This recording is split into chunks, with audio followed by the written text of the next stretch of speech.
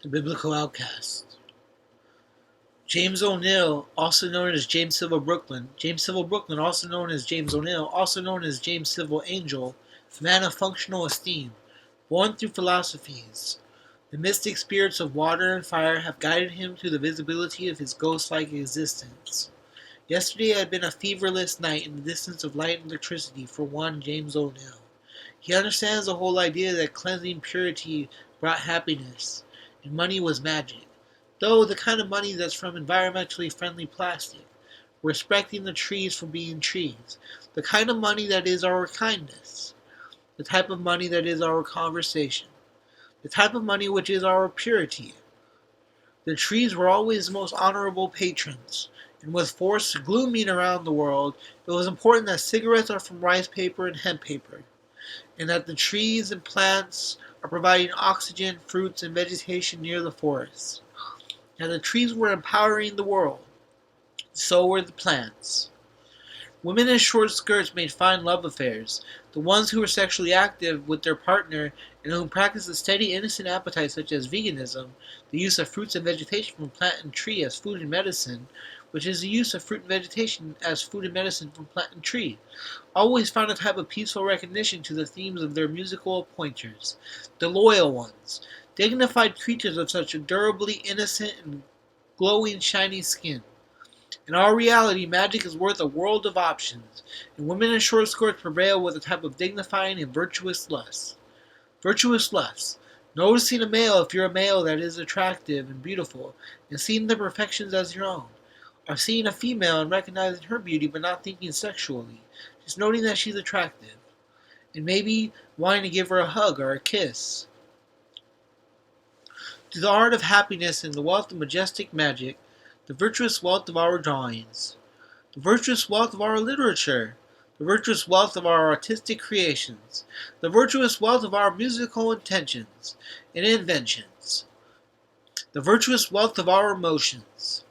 Virtuous wealth are the things which virtuously illuminate energy in a person through their energy. James O'Neill is usually a musician artist during the day, using his time drawing and listening to CDs that he downloaded off LimeWire, legally.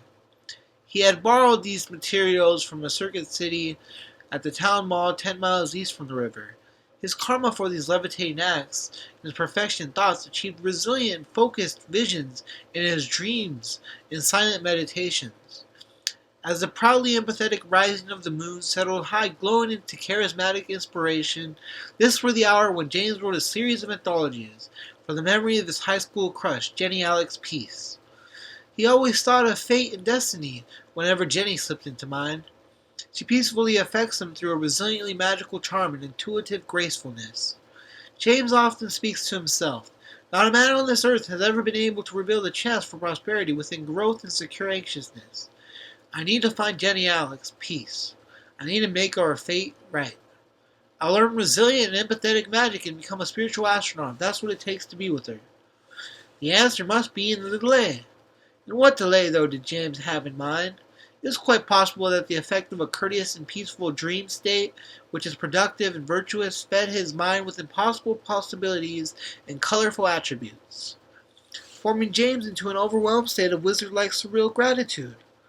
Because each and every superior, graceful thought brought another enthusiastically benevolent thought which complemented his charismatic future. Though these peaceful and virtuous thoughts of Jenny and graces of a virtuous version of Lucifer were seldom, each one was followed by an enthusiastically modest thought pattern. The virtuous version of the Lord's amplitude gave him a subliminal sensation towards an unknown realm of manufactured joy and luminous loyalties. Aside from the virtuous version of Lucifer's indomitable will to fulfill and complement these segregated prophecies to bring resolution to pain and joy to the names. James prayed that he would find certain truths that his generation just could not answer. Waiting for these answers, James secluded himself away from civilization. He did not feel that he was better than these individuals. He felt as though he wasn't good enough. Through a virtuous version of good. Virtue is the respect of life and the need to not only understand life, but to protectively guide, rejuvenate with healing, compliment with admiration, learning to resist corruptive choices, see through reason and logic, love, humor, observe with enthusiasm, resurrect through purifying and cleansing cycles, cleanse with a sense of universal resolution, resolve with solutions of harmony, moral, physical, spiritual, soul, and mental redemption and salvation, healing aspects of joy, to modestly improve characteristics through peacefully intelligent awareness, and logical awareness, to communicate ideas and emotions through senses of graceful, agile, respectful, compassionate, and magical intuitions. Also moral intuitions, and to transform uncomfortable energies into comforting energies. He began to believe he was an outcast.